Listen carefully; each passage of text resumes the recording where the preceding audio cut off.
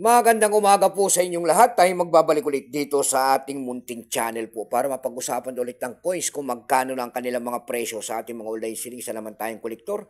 Hilig talaga natin mangulikta ng barya. Kaya tayo nandito at nagbibigay po ng presyo po nila sa ating mga bintahan po ng coins pandaigdigan. Ayan.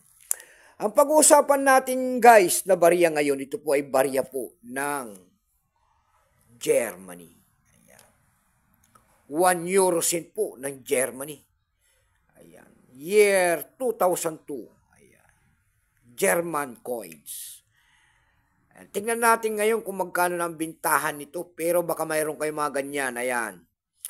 Mag-comment po kayo dyan at pag-usapan natin ang presyo. Pero hindi pa po kataasan ang presyo niyan. Ayan. Wala pa pong naghahanap ng mga kolektor ng mga ganito po mga world coins. Pero na lang kung silver yan at saka gold coin. Ayan.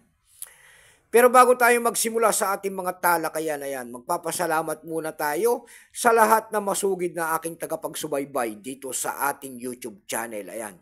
Lalo-lalo na ang aking mga subscriber dyan. Thank you so much sa inyong lahat. Mabuhay po kayo and God bless. Magandang umaga po. Maraming salamat din po sa mga nakapalo doon sa ating FB page. Ayan, sa matyagang nanonood po sa aking FB page. Thank you so much sa inyong lahat. Mabuhay po kayo and God bless. Magandang umaga rin po. Yun naman po hindi pa po nakapag-subscribe dito sa ating munting channel. Anyayahan ko lang sana kahit malaking tulong na po o bagay sana ang inyong magagawa. Tulad na lamang po sana ng pagpindot ng ating subscribe button, like and share para ma-update ko naman kayo sa mga bago ko pang ilalabas na video about coins. Ayan, tignan natin to kung magkano na ang bentahan. Pero bago yan, kilalanin mo muna natin ang coins na yan. Ayan po, issue po niyan ay Federal Republic of Germany. Ayan.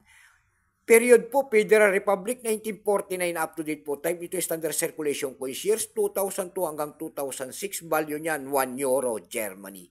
Currency euro 2002 up to date po. Composition niyan, kung anong materialis ang ginamit sa barya na yan. Yan po ay bimetallic, copper, nickel, glad nickel, center and nickel brass ring. May bigat lamang itong 7.5 grams. May haba itong 23.25 mm. May kapal po naman itong 2.32 mm. Orientation medal alignment number N-111. Reference number KM-213. Ayan. Ito pong year 2002 na to, ito po ay 45%. Kung ilang piraso po ang ginawa ng Germany sa barya na hawak natin, ito po ay 367,895,000 piraso po. May price na rin po yan doon sa ating numista. Appraisal price kung tawagin ng ating mga kolektor. Yung kanyang verify po kung tawagin nila ay nagkakalaga na po ng 62 pesos. Yung kanyang almost uncirculated po nito ay nagkakalaga na po ng 120 pesos.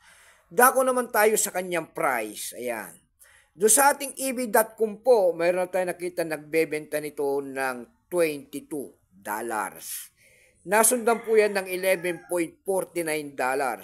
Ang pinakamababa po na nakita natin doon na bintahan nito ay $6.99. Dako naman tayo sa Carousel PH. Sa Carousel PH naman po, mayroon tayo nakita nagbebenta nito ng 180 pesos. Nasundan po yan ng 160 pesos. Ayan lamang po ang aking may babaging kanyang presyo. Keep safe po sa inyong lahat and God bless.